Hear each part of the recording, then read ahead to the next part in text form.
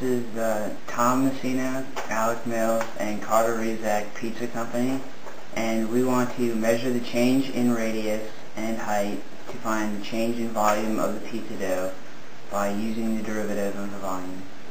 1.5 cups of warm water. And the yeast. And we let that sit for 5 minutes. Tom, go ahead and put the flour in. 3.5 cups of flour. And we're also going to be putting in some salt, sugar, and olive oil into the mix. And then we're going to place it, we're going to mix it all together. Okay, firstly we're going to lightly put olive oil onto the pan. Make sure nothing sticks too much.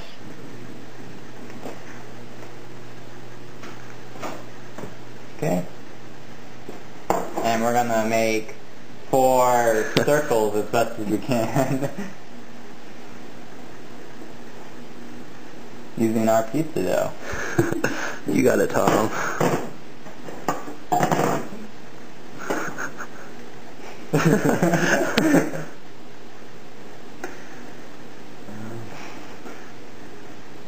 You want to use the spatula for the rest of it?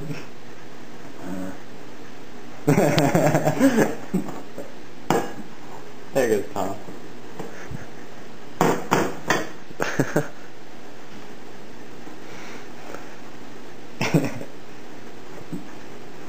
Okay, so we have our dough, and we're letting it rise for an hour. We measured out each pizza, and so now we're just waiting to see how high it gets. We're 15 minutes in, and it looks like we got a couple that are rising, and one that's kind of making a little deformity, but let's get in there. And we'll check in another 15 minutes. It's about halfway through now, and we're measuring how much it has changed so far, and we're measuring the diameter and how much it's changed, and we're going to convert that back into the radius, and we're also measuring how much the height of each one has changed, and so we can find out our dr dt's and our dh dt's.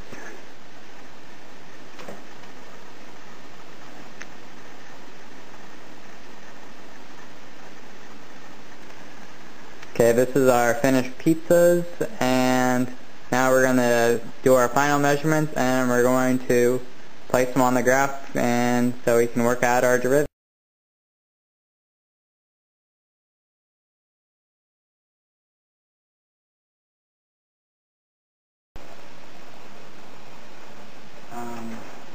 The derivative is useful to find out how much pizza dough to use on a pan with a constant size so that the pizza dough does not expand past the edge of the pan. As you can see by our pizzas, we use the derivative to see how much pizza dough to put on each pan to make sure that we have the maximum size pizza for each pan.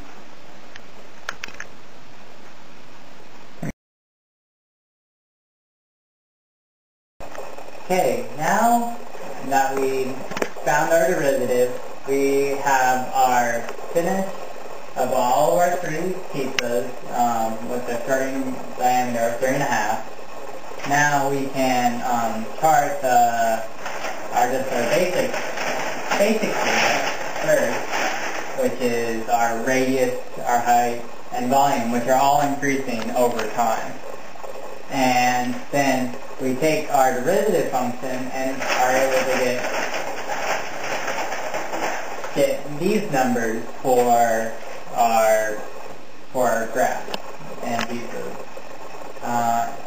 For our purple pizza, which was our larger radius pizza, it saw a decrease over time, and eventually all these other ones will face that same decrease as there's less yeast inside the pizza to expand. So eventually all these will trail off in about 2 hours or so. But at the moment, these are inches cubed per hour, and if you start off with your initial values, it should be changing about 19 inches with our average pieces, our yellow and or orange and pink pieces, and that just shows what the derivative is, and you're able to determine exactly how big your pizza is going to be on your pan.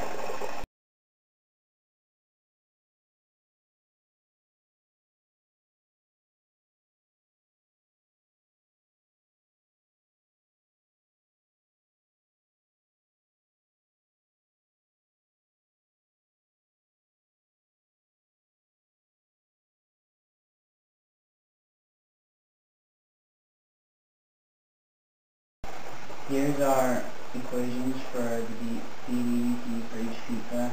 To find the drdt and dhgt, we found the average change in height and the average change in radius, and plugged it in for the drdt and dhgt equations. The ddt equation for each of them was I times 2r times dr dt times h plus r squared times dh dt. We plug in all of the values for this, and for our orange pizza, the dv dt was 19.556 pi inches cubed per hour.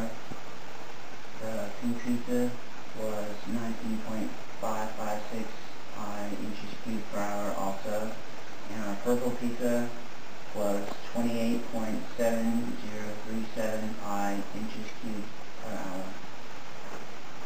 Now we're just ready to put the toppings on the pizza and pop them in the oven.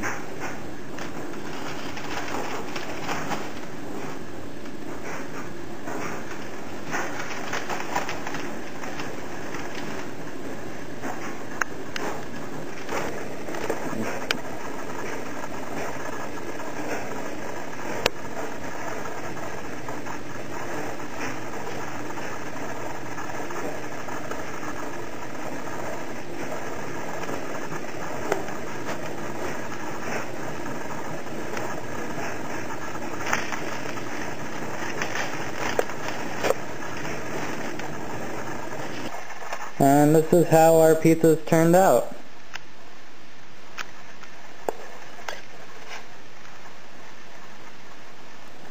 Okay, now you know the derivative behind pizza making. Enjoy your pizza. Yeah.